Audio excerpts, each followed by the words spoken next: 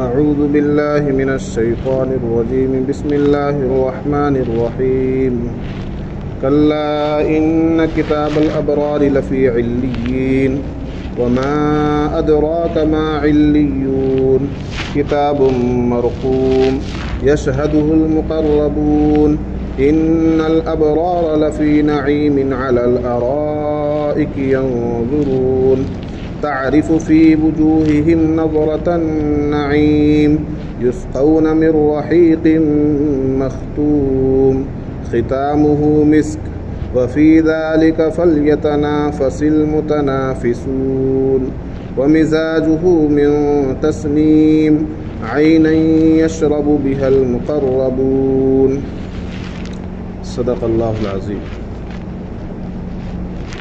یہ سورہ تطفیف سورہ مطففین کی آیت نمبر 18 سے آیت نمبر 28 تک جو ابھی قرآن پاک کا حصہ تلاوت کیا گیا، اس سے پہلے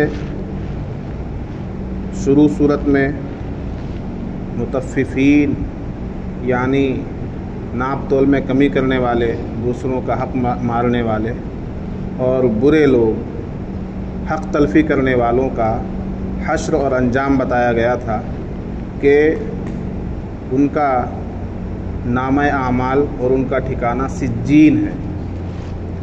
سجین، اور یہاں نیک لوگوں کا تذکرہ کیا گیا ہے کہ نیک لوگوں کا نامہ اعمال وہ علیین میں ہے۔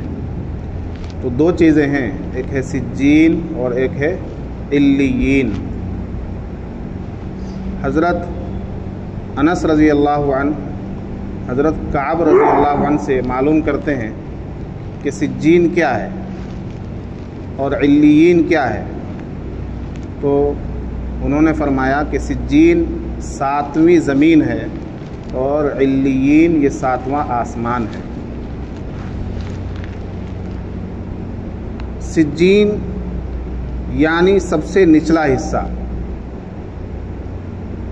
جو بروں کا ٹھکانہ ہے، بدکاروں کا ٹھکانہ ہے، اور بدکاروں کا ٹھکانہ تو سجین ہے ہی، ان کا نامہ اعمال بھی وہی ہے۔ سجین میں ان کا نامہ اعمال بھی ہے۔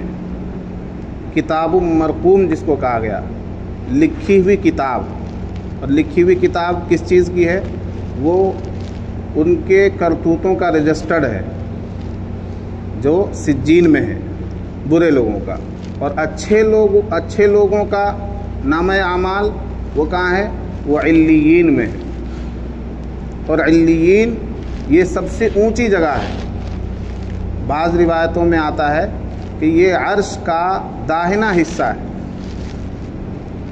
تو وہاں اچھے لوگوں کا نامہ اعمال ہے۔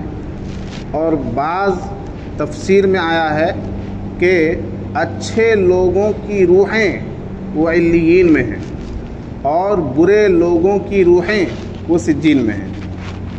تو یہ دو چیزیں ہیں، علیین اور سجین۔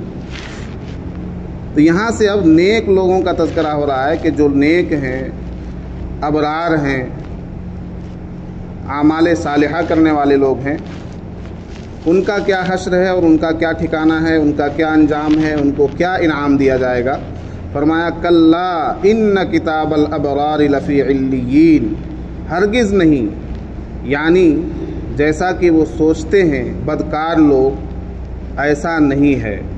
ان کتاب الابرار لفی علیین، بے شک نیک لوگوں کا نامہ اعمال وہ علیین میں ہے، نیک لوگوں کا نامہ اعمال علیین میں ہے۔ وما ادراک ما علیون، اور آپ کو معلوم بھی ہے کہ علیین کیا چیز ہے، آپ کو کیا معلوم کہ علیین کیا چیز ہے؟ کتاب مرقوم، لکھی ہوئی کتاب ہے۔ کتاب مرقوم، لکھی ہوئی کتاب یعنی اعمال نامہ جو کہ علیین میں ہے۔ کن کا اعمال نامہ علیین میں ہے؟ نیک لوگوں کا۔ یشہدہ المقربون، ایسا ہوتا ہے نا جب کسی اچھے آدمی کی ہسٹری اور کسی اچھے آدمی کا چرت پرمان بناتے ہیں نا، چرت پرمان پتر بناتے ہیں نا، تو جب وہ کسی اچھی جگہ میں رکھا رہتا ہے تو خطرہ بھی رہتا ہے کہ کہیں اس کو کوئی بدل نہ دے۔ چرتر پرمان میں تو لکھا ہوا ہے کہ آدمی بہت اچھا ہے، لیکن خطرہ بھی رہے گا نا کہ اگر کسی نے وہاں سے اٹھا کر اس کو چوری کر کے اچھے کی جگہ خراب کر دیا کہ نہیں کیریکٹر لیس آدمی ہے، ایسا ہو سکتا ہے نا۔ فرمایا یشہدہ المقربون، جس کی نگرانی مقرب فرشتے کر رہے ہیں، جس کی نگرانی مقرب فرشتے کر رہے ہیں، یعنی جیسا نامہ اعمال وہاں پر موجود ہے علیین میں نیک لوگوں کا، وہ جو کا تو ہے اور جو کا تو رہے گا، اس میں کسی طرح کا بدلاؤ نہیں ہو سکتا، کوئی چھیڑ چھاڑ نہیں کر سکتا۔ کیوں؟ کیونکہ اس کی نگہبانی اور اس کی نگرانی اور اس کا مشاہدہ کون کر رہے ہیں؟ یشہدہ المقربون، اس کو دیکھتے ہیں مقرب فرشتے۔ ان الابرار لفی نعیم، بے شک نیک لوگ نعمتوں میں ہوں گے۔ نعیم نعمتیں، اور نعمت سے مراد یہاں جنت ہے۔ بے شک نیک لوگ جنت میں ہوں گے۔ کس طرح سے جنت میں ہوں گے؟ علی الارائک ینظرون، تختوں پر مسندوں پر بیٹھے ہوئے نظارہ کر رہے ہوں گے۔ تختوں پر بیٹھے ہیں، اپنی اپنی مسند پر بیٹھے ہوئے ہیں اور نظارہ کر رہے ہیں۔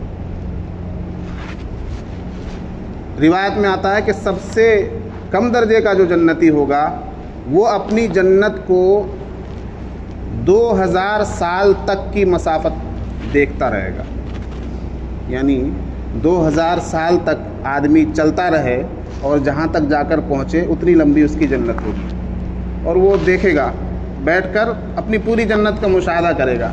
اور پہلی چیز اس کو جو اول سامنے کی جو چیزیں ہیں جس طرح سے نظر آئیں گی، آخر کی چیزیں بھی اسی طرح سے نظر آئیں گی۔ دور کی چیز نظر نہیں آتی ہے نا، دنیا کی آنکھ سے دور کی چیز نظر نہیں آتی ہے، دور دیکھنے کے لیے دوربین کا استعمال کرنا پڑتا ہے، اور اس سے بھی زیادہ دور کی چیزیں دوربین سے بھی نظر نہیں آتی۔ 2000 سال کی مسافت پر کوئی چیز ہو تو کیسے نظر آئے گی؟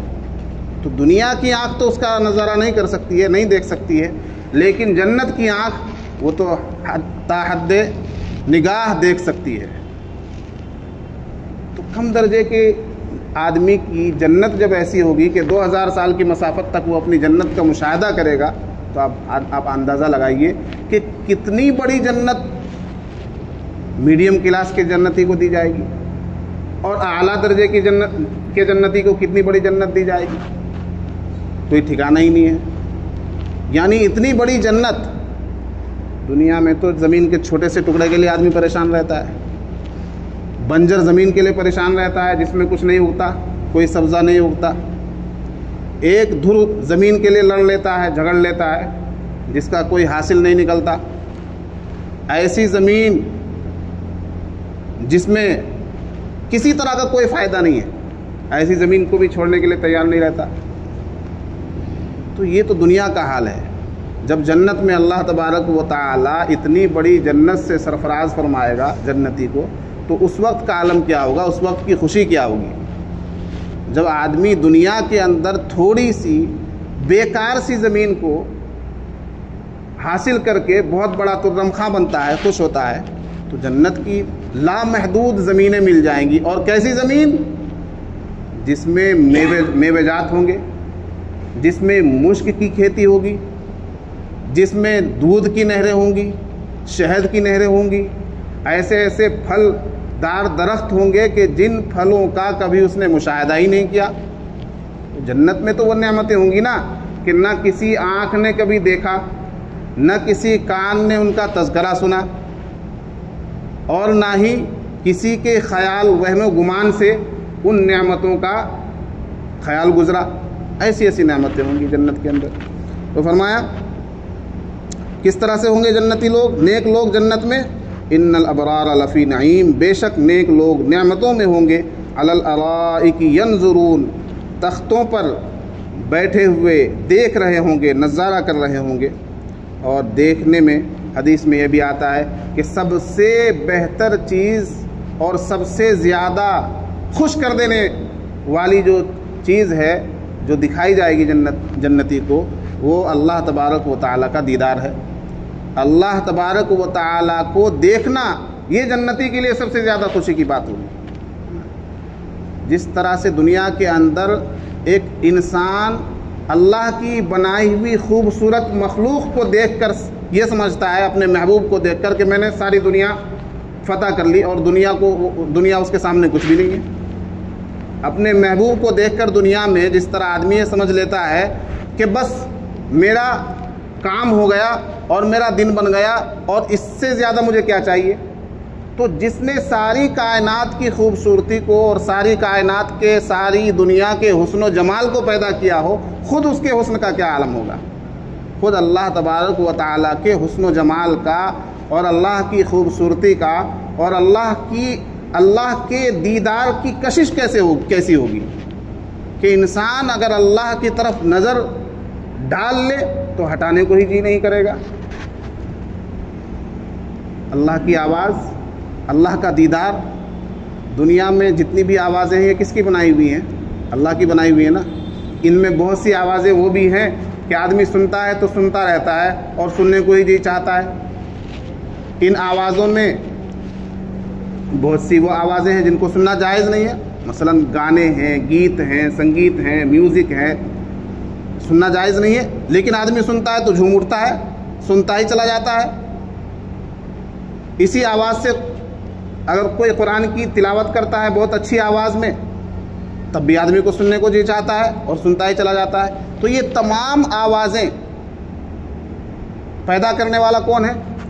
اللہ تبارک و تعالیٰ۔ اللہ نے بنائی ہے ساری آوازیں، تو خود اللہ تبارک و تعالیٰ کی آواز کیسی ہوگی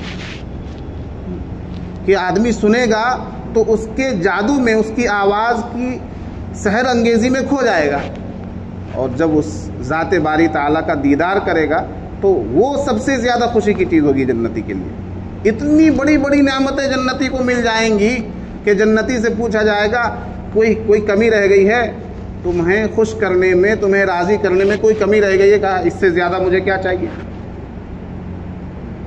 اس کے باوجود اللہ کا جب دیدار ہوگا تو وہ سب سے زیادہ خوشی کا باعث ہوگا جنتی کے لیے، کہ جنتی سب سے زیادہ اللہ کے دیدار سے خوش ہوگا۔ تو وہ دیدار کس کو نصیب ہوگا؟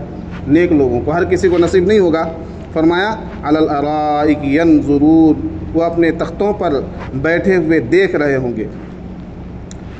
تعرف فی وجوہہم نظرۃ النعیم، آپ پہچان لیں گے ان کے چہروں میں نعمت کی تر و تازگی کو، نعمتوں کی شادابی اور تر و تازگی ان کے چہروں سے نظر آئے گی، ان کے چہروں سے جھلکیں گی۔ چہرہ بتا دیتا ہے نا آدمی کا حال، چہرہ دیکھ کر آدمی پڑھ لیتا ہے کسی کو کہ یہ کس کنڈیشن میں ہے، غصے میں ہے یا نرمی میں ہے، خوشحالی میں ہے یا غمی میں ہے۔ بہت سے لوگ دور سے آتے ہوئے آدمی کو دیکھ کر یہ پہچان لیتے ہیں کہ یہ قرضہ مانگنے آ رہا ہے میرے سے۔ پہچان ہوتی ہے نا، شکل پر بہت سے لوگوں کے چہروں پر لکھی ہوئی رہتی ہے عبارت کہ یہ کس ارادے سے آ رہا ہے نا، اور پہچاننے والے پہچان بھی لیتے ہیں۔ تو جنتیوں کو جب دیکھیں گے آپ تو ان کے چہروں پر وہ جنت کی نعمتوں کی تر و تازگی نظر آئے گی، شادابی نظر آئے گی۔ ایک نعمت تو وہ ہے کہ آدمی کو حاصل ہو گئی اور وہ بس ایسے خاموش گھوم رہا ہے۔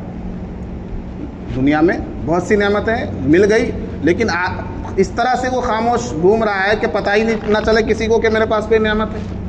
لیکن جنت کی نعمتیں ایسی نعمتیں ہوں گی کہ چہرہ بتا دے گا کہ خوش و خرم ہے، چہرے کی تر و تازگی اور چہرے کی خوشحالی اور شادابی جنت کی نعمتوں کا اظہار ہے۔ تو وہی فرمایا تعرف فی وجوہہم، آپ ان کے چہروں پر پہچان لیں گے نظرۃ النعیم، نعمتوں کی تر و تازگی کو، نعمتوں کی شادابی ان کے چہروں سے جھلکے گی۔ کیوں؟ یسقون من رحیق مختوم، وہ پلائے جائیں گے رحیق مختوم، وہ جنت کی سر بمہر شراب پلائے جائیں گے، انہیں جنت کی مہر لگی ہوئی خالص شراب پلائی جائے گی جنتیوں کو۔ یسقونا پلائی جائے گی، من رحیق مختوم جنت کی مہر لگی ہوئی خالص شراب۔ اب ایک شراب تو یہ ہے جو گندی چیزوں سے بنائی جاتی ہے، جس کو پینے کے بعد انسان اپنا ذہنی سنتولن اور ذہنی توازن کھو دیتا ہے، لیکن ایک شراب جنت کی شراب ہے جس پر مہر لگی ہوئی ہے مشک کی. کس کی مہر لگی ہوئی ہے؟ مشک کی. اور جس کے اندر خوشبو آ رہی ہے. جو ایسا مشروب ہے، شراب کے معنی مشروب، شراب عربی کا لفظ ہے، شراب کا معنی ہے مشروب، کوئی بھی پی جانے والی چیز ہے نا، پی جانے والی چیز. تو شراب بھی چونکہ پی جاتی ہے، تو جنت کی شراب، جنت کی شراب میں ایسی خصوصیات ہوں گی کہ آدمی نے اس جیسی چیز کبھی نہیں پی، اور اس سے ذہن کھلے گا، اس سے ذہن معطر ہوگا، اس سے دماغ معطر ہوگا، اس سے دماغ کے دریچے کھلیں گے، اس سے جنتی خوشی اور انبساط محسوس کرے گا. اور تمام تر جسم کے اندر جو کیفیات ہوتی ہیں، تر و تازگی کی کیفیات، خوشحالی کی کیفیات، شادابی کی کیفیات، وہ تمام کیفیات اس شراب کو پینے کے بعد جنتی محسوس کرے گا. یعنی تر و تازہ ہو جائے گا، تندرست ہو جائے گا، خوشحال ہو جائے گا، اس کا ذہن معطر ہو جائے گا. ایسی شراب، تو وہ شراب جنت میں پلائی جائے گی. وہ نہیں کہ جس کو پینے کے بعد آدمی کو اپنا ہی نہ پتہ رہے، پی تھی میں خانے میں اور جا پڑا پاخانے میں.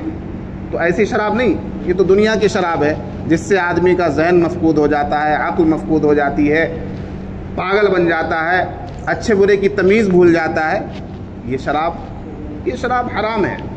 اسی لیے تو اس کو حرام کیا گیا کہ یہ ذہن کو کھا جاتی ہے، یہ شراب ذہن کو مفقود کر دیتی ہے. اور شراب پینے والوں پر احادیث میں بہت سی وعیدیں نازل ہوئی ہیں. اللہ کے نبی صلی اللہ علیہ وسلم نے شراب پینے والوں پر سخت نکیر فرمائی ہے، اور سخت ارشادات اللہ کے رسول صلی اللہ علیہ وسلم کے حدیث میں موجود ہیں. اس لیے دنیا کی شراب سے حتی الامکان بچنا چاہیے. دنیا کی شراب سے اگر بچے رہیں گے تو انشاءاللہ جنت کی شراب ملے گی. اللہ تعالیٰ محفوظ رکھے. آج مسلمانوں میں، مسلم نسل نو میں اور نوجوانوں میں شراب کی لت عام ہو گئی ہے. انہیں یہ نہیں معلوم کہ جس طرح سے خنزیر اور سور حرام ہے، اسی طرح شراب بھی حرام ہے. سیم اسی طرح حرام ہے. خنزیر سے دور بھاگتے ہیں لیکن شراب کو اپنے منہ سے لگا لیتے ہیں.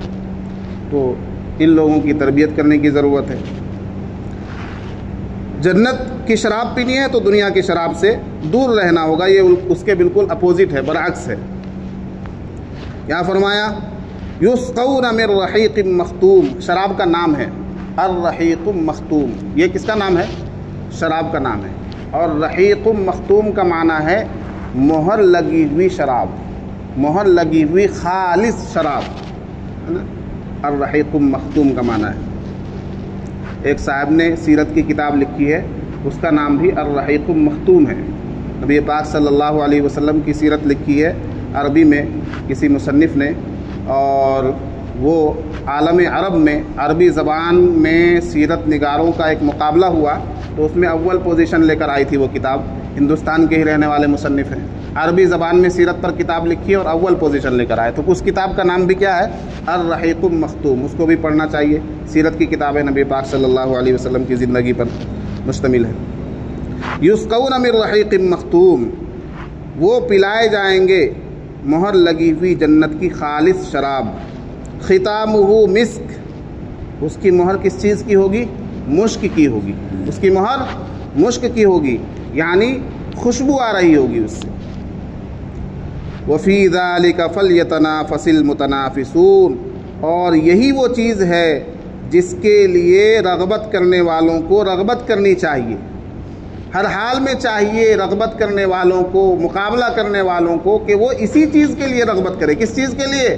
جنت کے لیے، جنت کی ان نعمتوں کے لیے، جنت کی اس شراب کے لیے، خالص شراب کے لیے.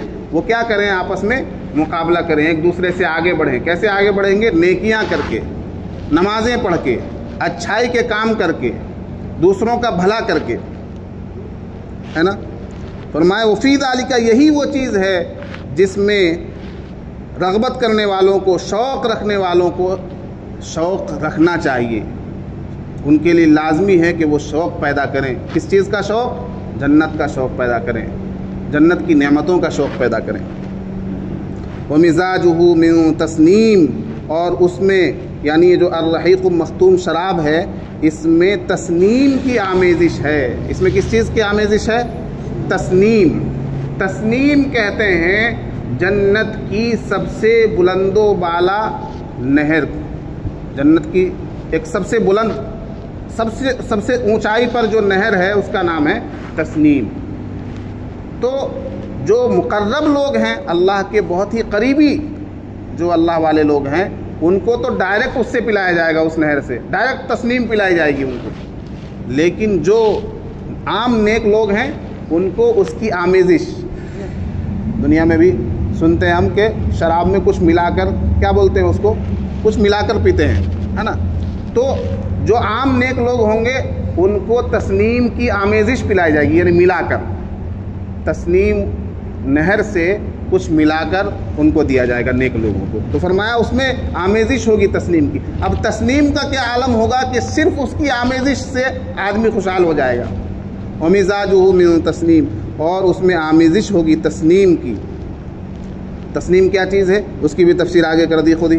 عَيْنًا يَشْرَبُ بِهَا الْمُقَرَّبُونَ، تسنیم ایسا چشمہ ہے جنت کا، وہ سب سے بلند و بالا چشمہ ہے، سب سے اوپر جنت کا جو چشمہ بہ رہا ہے اس کا نام ہے کیا؟ تسنیم۔ فرمایا تسنیم کیا ہے؟ عَيْنًا يَشْرَبُ بِهَا الْمُقَرَّبُونَ، وہ ایسا چشمہ ہے جس سے مقرب لوگ پئیں گے۔ یشرب بِهَا الْمُقَرَّبُونَ، جس سے مقربین پئیں گے۔ مقرب لوگ، مقرب کون؟ جو بہت زیادہ قریبی ہیں، اللہ کے قریبی ہیں، رسول کے قریبی ہیں۔ اور اللہ کے قریبی کون لوگ ہیں؟ جو اللہ تبارک و تعالیٰ کے اطاعت گزار ہیں، فرما بردار ہیں، نافرمانیوں سے بچے ہوئے، اللہ کی نافرمانیوں سے جو بچے ہوئے ہیں اور مکمل اللہ کی اطاعت اور فرما برداری میں لگے ہوئے ہیں، وہ ہیں اللہ کے مقرب بندے۔ تو مقربین کو پلایا جائے گا کس سے؟ تسنیم سے۔ جو مقرب لوگ ہوں گے وہ ڈائریکٹ پئیں گے تسنیم کو، لیکن جو نیک لوگ ہوں گے، عام نیک لوگ، ان کو تسنیم کی آمیزش سے جو شراب بنائی جائے گی جس کا نام الرحیق المختوم ہے، مہر لگی ہوئی جنت کی خالص شراب، وہ پلائی جائے گی۔ تو یہ نیک لوگوں کا بدلہ اور نیک لوگوں کا حال تھا جو ان 10 آیتوں میں اللہ تبارک و تعالیٰ نے بیان کیا۔ جو اس میں الرحیق المختوم کا ذکر آیا تو اس پر ایک حدیث سنا کر گفتگو ختم کرتے ہیں۔ نبی پاک صلی اللہ علیہ وسلم نے فرمایا کہ جو کسی پیاسے مسلمان کو پانی پلائے گا اللہ تبارک و تعالی جنت میں اس کو الرحیق المختوم پلائے گا۔ جو کسی پیاسے مسلمان، اب بتائیے پیاسے کو پانی پلانا کتنا آسان ہے؟ آسان ہے یا نہیں؟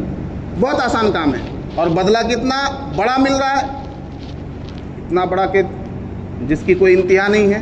تو فرمایا جو کسی پیاسے مسلمان کو پانی پلائے گا اللہ تبارک و تعالی جنت میں اس کو الرحیق المختوم، مہر لگی ہوئی خالص شراب پلائے گا۔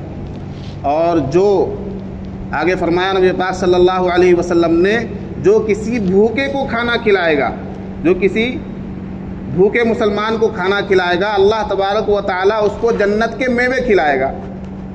اور پھر فرمایا کہ جو کسی ننگے مسلمان کو، یعنی جو کپڑے کا جس کو کپڑے کی ضرورت ہے، ایسے آدمی کو جو کپڑا پہنائے گا اللہ تبارک و تعالی اسے جنت کا سبز ریشم کا لباس پہنائے گا، جنتی لباس، ریشمی لباس۔ جنت کا لباس تو ریشمی لباس ہے، اعلیٰ قسم کا لباس ہے، تو اللہ تبارک و تعالی اسے جنت کا سبز ریشمی لباس پہنائے گا۔ یہ کتنی بڑی بات ہے۔